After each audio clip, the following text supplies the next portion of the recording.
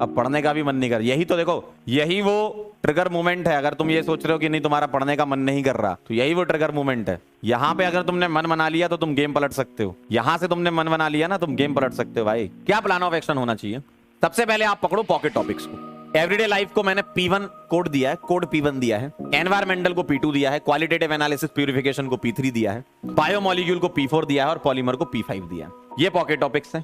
Focus on revision from JMPS series J1 J2 J3 मैंने नाम दिया है, जिसमें आप क्विक रिवीजन कर सकते हो, है ना, जिसमें आप क्विक रिवीजन कर सकते हो कंप्लीट ऑर्गेनिक रिएक्शंस का। और JMPS में आपको रिएक्शंस मिलेंगी। अब UPSC आइसोमेरिज्म GOC कहां मिलेगा? ये इसको मैं बेसिक्स की कैटेगरी में डाल रहा हूँ। UPSC आइसोमेरिज्म GOC बेसिक्स की कैटेगरी में डाल रहा हूँ। B1 B2 B3 बोल रहा हूँ मैं इसको, ठीक है। मैंने ऐसे कोड डिवाइड कर दिए, ठीक है, मैंने ऐसे कोड डिवाइड कर दिए। अब देखना जरा, अब इन कोड को हमने एक टाइम टेबल बना दिया आपके लिए।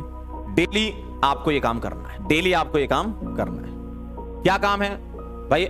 मैंने एक टेंटेटिव बनाया है, आप इन 3 घंटों को अपने हिसाब से सेट कर सकते हो। मैंने 6 से 9 का बनाया है, आप इनको अपने हिसाब से कर सकते हो। और भाई करना पड़ेगा, ठीक है, करना पड़ेगा, करना पड़ेगा, ठीक है, करना पड़ेगा। ये मेहनत तो करनी पड़ेगी भाई। अब तो ये मान लो 12 घंटे 15 घंटे, जब तुम्हारी नींद खुल रही है तब पढ़ना चालू करना पड़ेगा तुम्हें, तब करना पड़ेगा तुम्हें, ठीक है। तो ये कुछ मैंने ऐसा बनाया कि पॉकेट टॉपिक है, ठीक है। पॉकेट टॉपिक जो मैंने बोले थे अभी, आप JMPS सीरीज हो गई आपकी और बेसिक्स हो गए। बेसिक्स मतलब IUPSC आइसोमेरिज्म और GOC।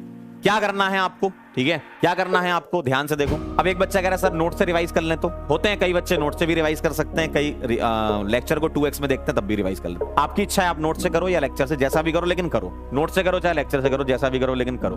मंडे को आप P1 करो, ठीक है, मैंने ऐसे लिखा है टेंटेटिव। 6 से 7 P1 करना है, 7 से 8 J1 करना है, और 8 से 9 आप अपने कुछ बोर्ड के हिसाब से तैयारी करना चाहें वो कर लो, या क्वेश्चन की प्रैक्टिस कर लो। ये क्वेश्चन की प्रैक्टिस कहां से करेंगे? आपको प्रैक्टिस शीट मिलेंगी, हम देंगे ना, प्रैक्टिस शीट देंगे, तो आप वो प्रैक्टिस शीट कर लो, ठीक है।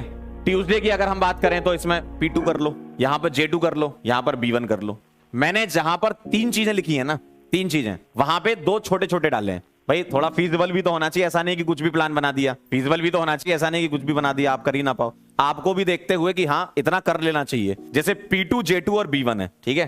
P2 देख रहे हो आप, एनवायरमेंटल छोटा सा है, J2 और B1 IUPSC डाल रखा है, ठीक है, IUPSC डाल रखा है। वेडनेसडे को आपकी होगी क्लास 6 से 9।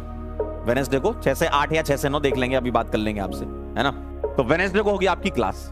इस क्लास में क्या करेंगे, जो मैंने अभी बोला था, जो आउट ऑफ द नोट्स वाली चीजें हैं, जितनी भी रिएक्शंस हैं डिटेल में पढ़ेंगे अपन सारी, विद मैकेनिज्म। जहां तक जा सकता है एग्जामिनर वहां तक जाएंगे, तो ये ध्यान रखिएगा, एग्जामिनर से भी आगे निकल जाएंगे अपन। थर्सडे की अगर बात करें तो P3 कर लो, यहां प्रैक्टिस कर लो आप, है ना, प्रैक्टिस शीट वगैरह मिलेगी, या बोर्ड की कुछ तैयारी करनी है B2 कर लो, सॉरी हाँ B2 कर लो।